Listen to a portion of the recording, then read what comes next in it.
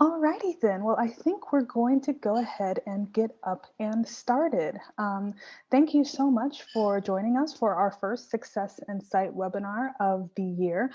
This webinar series is a chance for high school age students throughout the country to learn more about the incredible profession of optometry and all the amazing things happening in the field and ways that you may be inspired to maybe one day pursue the profession of optometry and become a practicing optometrist. This first episode is a general overview of what optometry is, what an optometrist does, and some of the basics of what may go into a career in the field. Starting off, we have two guest facilitators with us, two student ambassadors and current students here at Southern College of Optometry. Serena and Veronica, would you mind introducing yourselves real quickly? Sure. My name's Serena. I'm a current second year at the Southern College of Optometry. I am from Dallas, Texas, north of Dallas, and I went to Baylor University for my undergraduate. So that is the home state, and I'm very happy here in Memphis. And my name is Veronica. I am also a second year at Southern College of Optometry.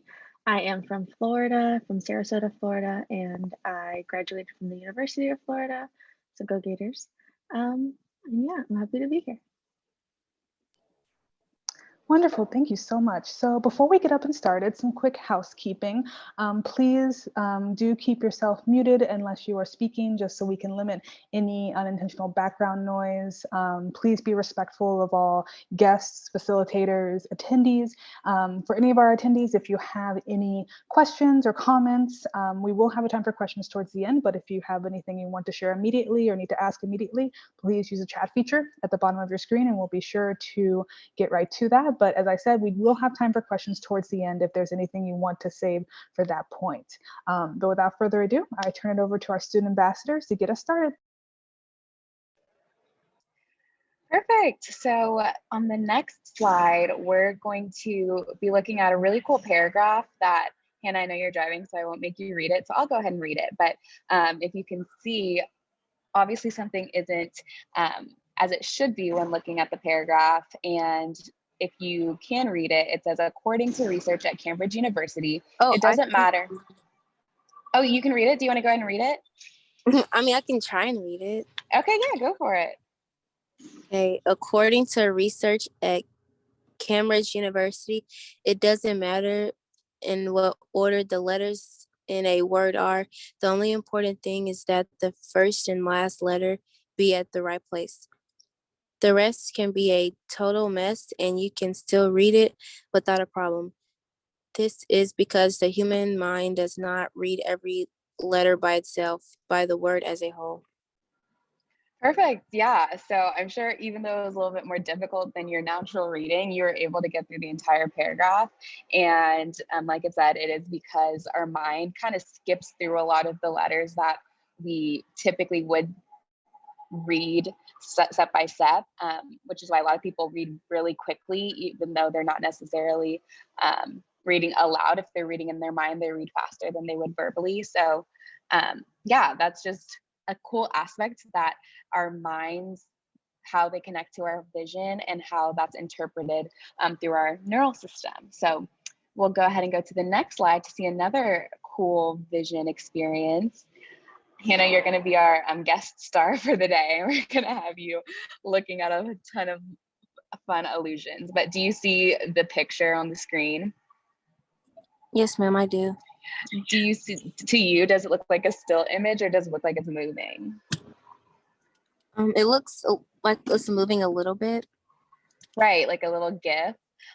So that's kind of the illusion that's happening here. So the way the colors are set up in this image kind of allow the picture, even though it is a still image, to look like it has motion, if it's like waving around a little bit.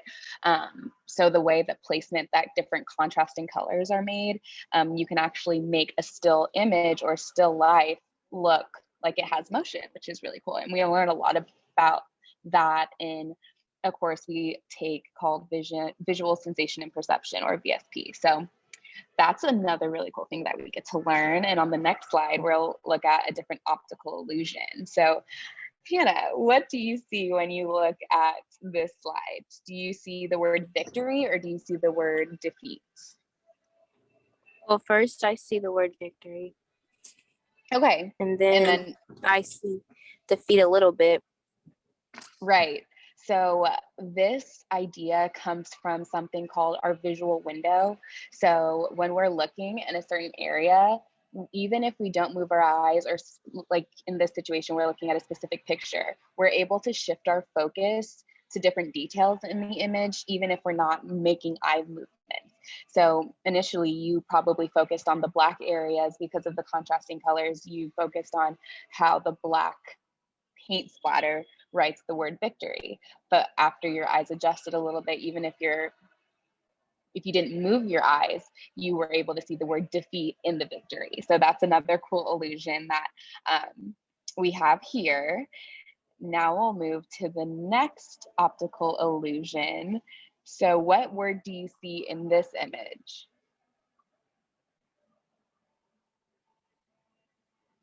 I see the word illusion, Okay. and I don't know what that other word is. That's fair enough. Yeah, I definitely saw illusion first too. And this is kind of similar to the prior example, but with more detail. So illusion is in the sky background. And then if you look at the yellow, it says optical in kind of foam squishy letters.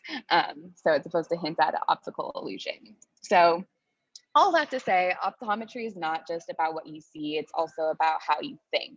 And because the eyes are an extension of the visual extension of the brain, there's a lot that goes into not only what you see and how you see, but how it connects to the brain and how you interpret that inner information. So I know going into optometry personally, I kind of figured, oh, give people, clearer vision, they can see better, which is awesome. But we have taken so many courses that just allow us to really recognize how much we are able to help people, not only in what they see on the outside and how they perceive the world, but how they're able to take that information and use it in their daily lives because of the way it's a systemic problem or a systemic operation that goes to the brain as well. So there's a lot that you do with optometry that is not only visual, but also throughout the entire body.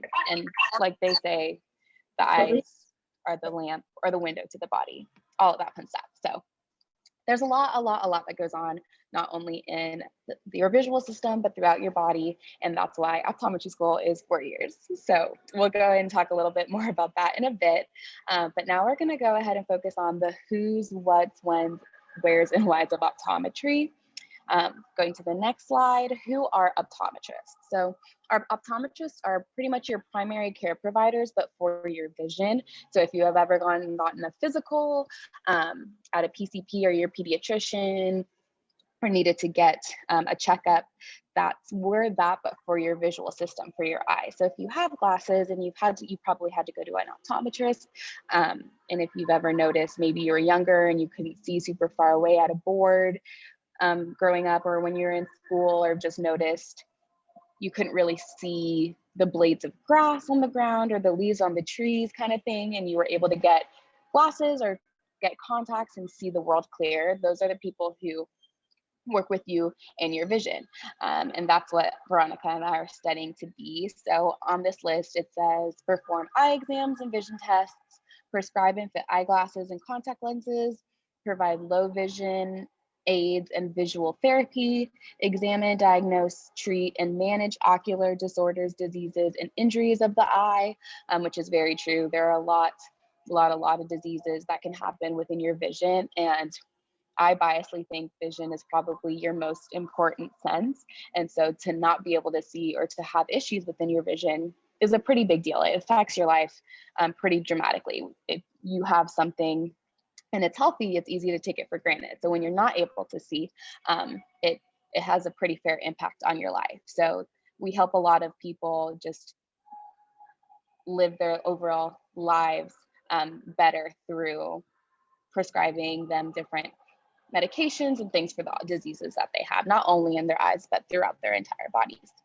And then this last bullet says nearly 85% of all eye health and vision care in America is provided by optometrists, which is very true. So what do optometrists do? So like I mentioned before, we're primary care providers. We also do ocular disease, contact lenses, pediatrics, which is children, geriatrics, which is the elderly, community health, vision therapy. You can do low vision. The list really goes on. And there's a lot of different avenues that you can kind of touch within optometry, which makes, to me, the field just so dynamic and so interesting. If you want to focus on maybe being an entrepreneur and opening your own private practice and selling glasses and really focusing on the fashion aspect, you can do the business fashion side within optometry. If you really want to focus on disease and the medical side and helping patients more maybe in a hospital setting or in a way that you're really using the tools that you used in a more medical sense, you can do that. If you want to stick with, refractions, prescribing people their glasses, if you want to do children, if you want to go do missions or go across Doctors Without Borders or across seas and do a lot of public health work, there's really no endless list of opportunities that you can do as an optometrist, kind of like you could do any healthcare provider, which is really, really awesome. And then when does someone become an optometrist? So after you graduate your 4 years actually you don't have to do it 4 years, I am now aware, but you earn your post-secondary degree, however that looks like for you. And then you apply to optometry school, complete your 4 years of optometry school, which is what we're doing now. It's a 3 year of didactic work. Your 3rd year, you start actually seeing patients, you're in clinic and you're able to get those hands-on experience specifically at SEO. And then your 4th year, you're doing externships in different locations, again, seeing patients and having a lot of opportunities to solidify your skills. And then you take your boards during your 3rd and 4th year. There are 3 rounds of boards as an optometrist that you have to take in order to become a certified practicing doctor. And then you're pretty much done after that. There's an option to complete a residency if you would like. It's not like medicine where it is required. Everybody does a residency. About 28 to 30% of students do choose to do a residency. And it doesn't have to happen right after you graduate. You can decide to practice a little, go back and do your residency. It's definitely a more flexible course. And I think flexible is a big word in optometry because a lot of people like the field because of the work-life balance that it allows. Because since you're primary care, people aren't going to be running down your door at 2 in the morning demanding services from you. You're able to set your hours, set your times, and have your family however you want, if that's your future, and just allows you for more flexibility in your life. So yes, the residency again is optional and you can do it in a ton of different avenues like the ones I mentioned prior. And now I'm going to hand it off to Veronica. All right, so touching on where optometrists are able to serve, and Serena did kind of touch up on some of these previously, but some of them include like rural small practices, private practices that I know a lot of us had our like childhood eye exams in. There's the group practices, whether they are just a lot of optometrists or there's groups that have ophthalmologists and optometrists collaborate. There's also corporate practices, family practices, hospitals and clinics, military bases, VA facilities, retail offices, and they're located everywhere. I know one of our professors was even discussing with us that there's a NASA optometrist that deals with, everything that could happen with the eyes going into space. So it's really everywhere around the world and beyond as far as how optometry or optometrists impact their communities. And here in SEO, like Serena mentioned, we do go on our 4th year externship rotations. So the school does give us the opportunity to see a lot of different practices so that we have the opportunity to choose based on experience in which direction we want to go in. So we will have experience in more of a private practice and then also in an institutional site. So more like a hospital or an ophthalmology office so that we can actually get experience in those settings as well. And then on the next slide, going into why optometrists are important. So the eyes are connected to the rest of the body. It's not just the vision that we have to consider and the eyes themselves, but things that are going on and that are going wrong within the rest of the body can also impact the eyes and vice versa. So just a couple statistics here, 2 million Americans have glaucoma, which is a major cause of blindness if not caught early enough. 4 million Americans over the 40 years have diabetic eye complications, which is also a big contributor to changes in vision and blindness. So diabetic eye exams are a big part of the contribution that optometrists have with public health. 6.5 million Americans over the age of 40 have macular degeneration, and then 38 million Americans experience blindness, low vision, or age-related disease in their lifetime. So there are so many different conditions that optometrists help individuals avoid having ocular complications with, and catching all of these conditions early, especially with their influence on the eyes, can help us protect vision and have everyone see so much longer throughout their lives. And that's kind of also, it emphasizes the importance of eye exams, because it's not just when you start seeing poorly that we want to make sure you get your eyes checked. We want to make sure we catch those early signs and symptoms before they really take a toll on someone's vision permanently. So how optometry is different from other healthcare professions, like Sarita mentioned, we do have a better work-life balance. There's no being on call. We can work a 9-to-5 job and still be able to see patients, have our own practice. There's a lot of diversity, but we still are able to control how much we want to put into a work environment versus a home environment, things like that. You have the opportunity for entrepreneurship if you choose to go into that route. Overall, it's a lower stress work environment than like a surgeon or a lot of the other healthcare providers. There's financial security with the eyes. Everyone's always going to need to see. And like we mentioned, optometry is necessary all around the world. So we will always have an opportunity for a career after school. The career is definitely rewarding and challenging with all the systemic complications that can happen in the eyes. There's always a challenge and diagnosis that's involved, but it's also rewarding when you give someone sight back and they're able to see their grandkids again and things like that. There's so much going on and so much we value that in the things that we see, that I think it's a great career and be in a great way we can help our patients. And then just a fun fact, CNN Money named optometrists as the 12th best job in America out of 100. So it's not just our opinion. It's definitely kind of well known that optometry is a good career path to go into. And then here we just have a map of the salaries of optometrists around the country.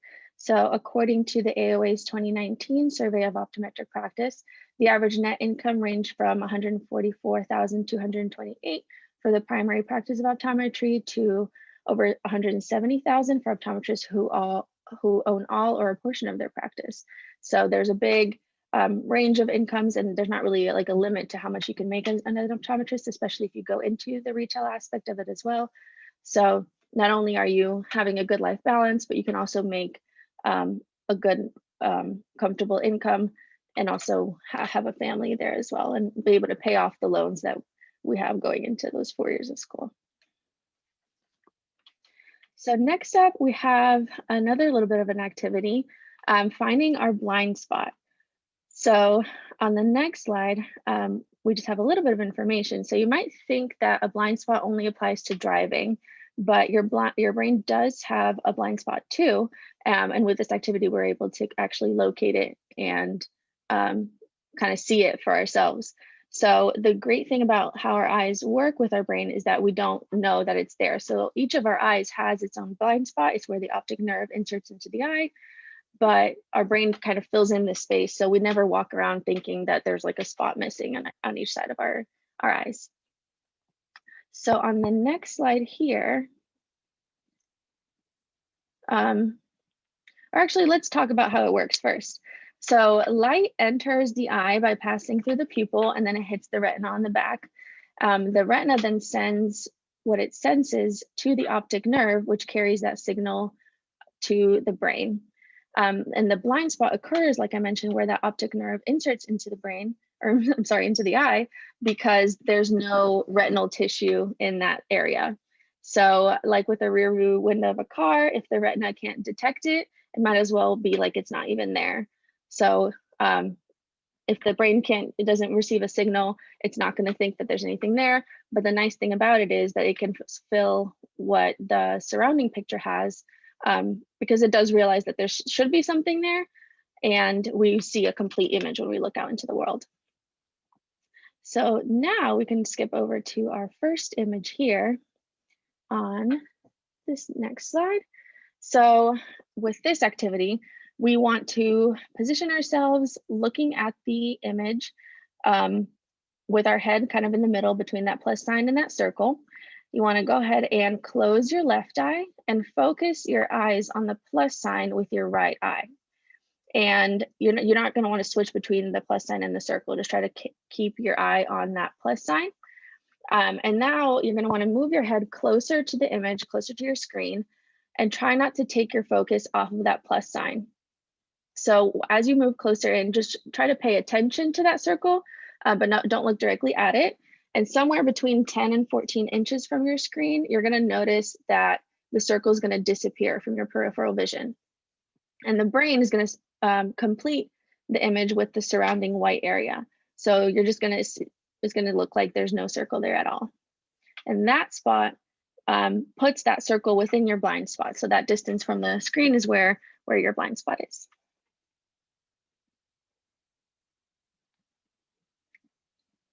And then this is a similar activity. So the plus and the circle are going to be in the same spots, but this kind of shows that it doesn't just have to happen with a white screen. So if we do the same thing, cover your left eye and position your head within those two colored boxes there, and focus with your right eye over that cross.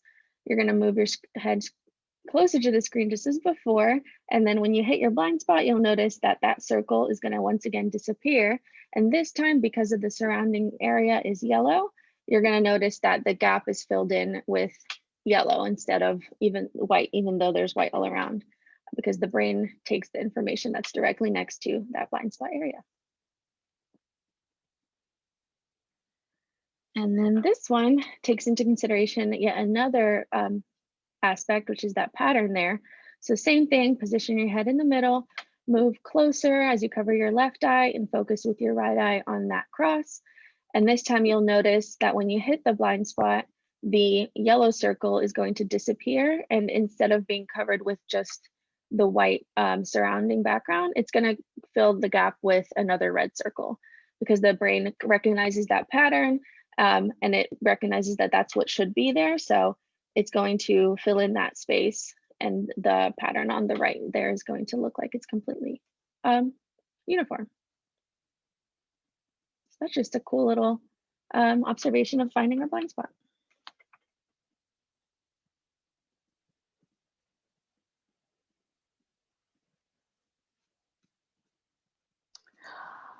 Alrighty, so thank you so much, Serena and Veronica, for sharing so much incredible information about optometry. It's really such a broad and expansive field that so many students may not know about as they're starting their kind of career journey. So it's great to have this opportunity to educate students on all the possibilities. Again, we will have time for questions in a minute, but I want to talk a little bit about SCO, Southern College of Optometry. We are the host of this webinar. Both Serena and Veronica attend Southern College of Optometry, as they expressed earlier. And we are one of 2 optometry schools in the United States that focus solely on optometry. We don't have any other purpose, any other mission outside of educating and inspiring and exposing students who are meant to be some of the best optometrists in this country and often in parts of the world as well. We're founded in 1932. We're based here in Memphis, so we almost have 100 years of experience doing that one thing in terms of educating optometrists. Some quick statistics about us. We are one of the most geographically diverse optometry schools in the country. We're one of the 3rd most affordable optometry schools in the country and the Mid-South's most comprehensive provider of eye health and vision care. If you're ever interested in learning more about SEO, or even if you're right here locally and you'd like to take a visit to our campus, please feel free to reach out to us. We'd be more than happy to host you on our campus. You can meet some of our ambassadors like Serena and Veronica personally. We can show you around the school and tell you even more about how you can start preparing yourself now in high school for a future career in optometry.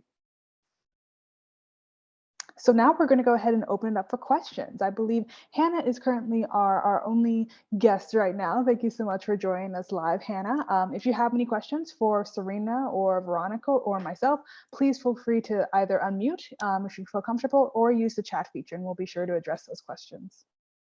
I have a question about the schooling. So may you go back to the slide that showed the schools, well, the college. It talked about the colleges, the years of the college.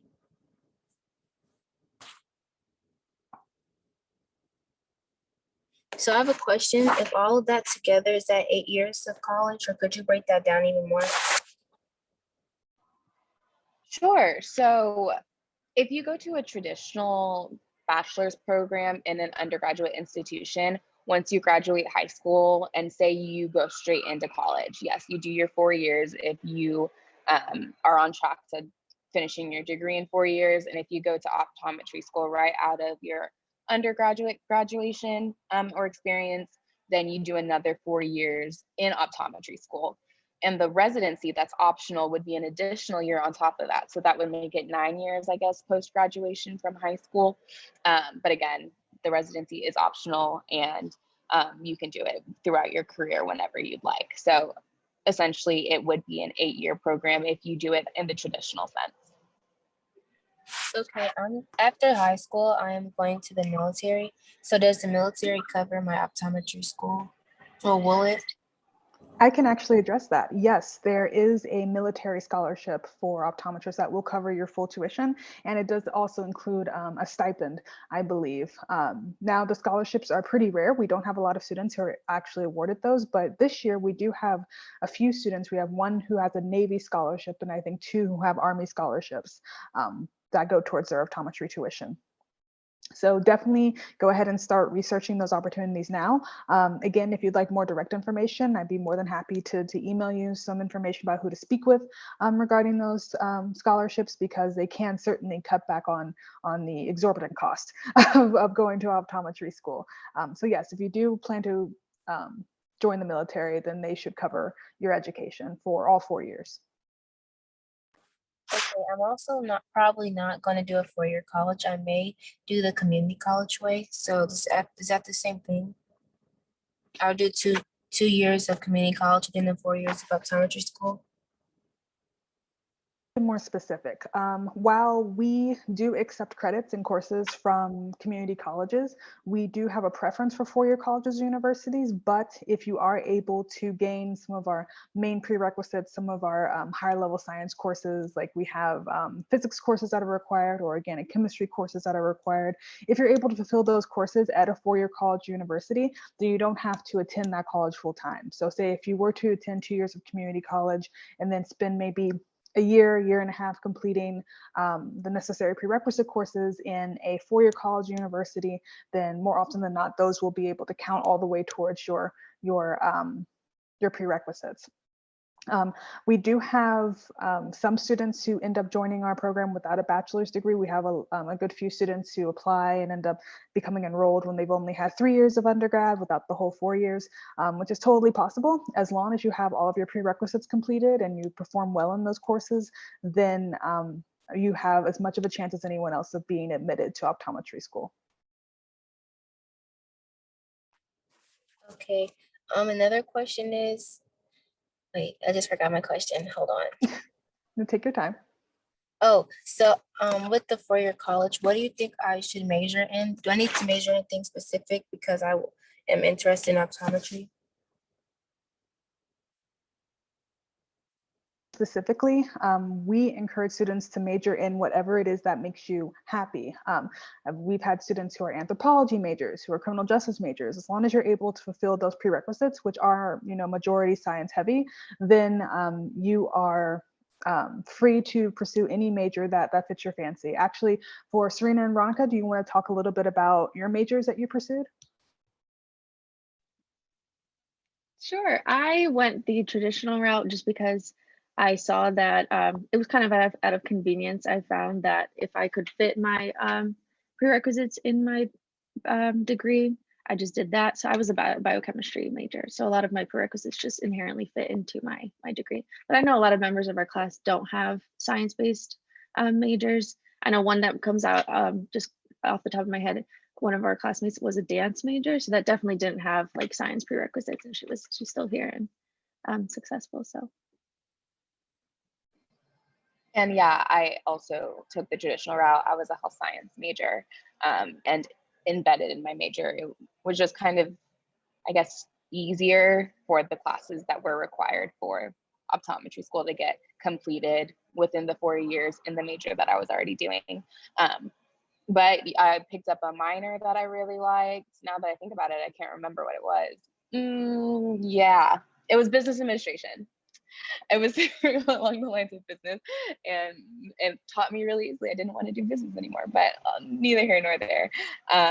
So yeah, do whatever, like Avery said, whatever makes you happy. College, as much as it is a progression into your career, is supposed to be enjoyable, and you should get the education that you want and that you enjoy, and that however you want to learn should be the way you learn. So if you want it to be facilitated and you like science, I do recommend choosing a science major, because I guess just in terms of the longevity of planning your semesters, you won't have to worry about like taking an extra semester to fill all your courses in or anything like that. But I'm sure your college administration team will help you out with all the logistics of that. And also with the military thing, going back to that, my roommate is one of the people who got one of the scholarships for the Army. And she's incredible and I adore her, and it's so exciting. But yeah, it's an awesome opportunity, especially if it's something you're interested initially. So I highly recommend looking into that and getting involved with that, because you can get a lot of your education covered, and that is obviously a huge perk. Her specifically, she is in the Army and she got 3 years of her tuition covered, and now after she graduates, she'll be a second lieutenant. Actually, you don't even have to be a basic incoming. You are already graduated to like a higher up. So she's a second lieutenant, and she will serve for 3 years after she graduates, and then she's on reserve for like 5 to 8 years or something like that. So yeah, some information about that. Again, talk to people who know what they're talking about, but I'm really excited and I like to brag about her a lot. But that's my 2 cents. Okay, thank you. My last question is, may you guys send me the list or email me the list of the science, what you guys are talking about? Yes, definitely. Hannah, if the email that you use to register for this webinar is good for you, then I will email you the full listing of all of the recommended courses. And also I'll encourage you to fill out one of our inquiry forms. That'll keep you kind of plugged into our system. You'll get updates for all of the great events that we have going on here, future webinars that we may have. Also, Serena and Veronica, would you mind dropping your contact info in the chat, just in case Hannah may have any questions for you as she goes forward in her high school career into college?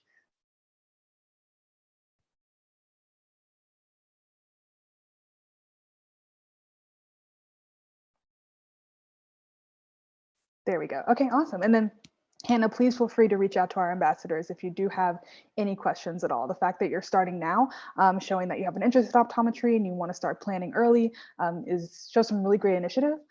So the more you can speak with others who are in the same experience, the more you can shadow optometrists, talk to optometry students, the more prepared you will be overall when it comes to time to actually apply for optometry school.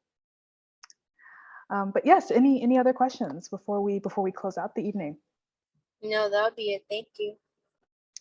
Well, thank you so much. Let me forward in the slide here. Alrighty, so our next Success Insight webinar is going to be optometry, more than just eyesight. This webinar is going to focus on how overall health and holistic health can influence vision, and how the things we do every single day and the lifestyle choices we make every day impact vision, and what optometrists are doing to help address vision loss in the communities that they serve, especially when that vision loss is due to something like pre-existing conditions or illnesses or things that are much harder to avoid or much harder to catch within a community. Due to the final exam schedules, this episode will be pre-recorded and shared with students before the December holidays. So please be on the lookout for an email announcing that that webinar and access to it to view at your leisure while you enjoy the holidays with your family. Alrighty, and then Serena or Veronica, do you want to close us out with this fun fact about eyesight? Sure. Did you know it is speculated that pirates wore eye patches because they prepared one eye to see in the dark, which is called something we call dark adaptation. So when they went below deck, they'd swap the eye patch from the one eye to the other to see with the eye that is already adjusted to the low light conditions. So if you ever wondered why pirates wear eye patches, that is why.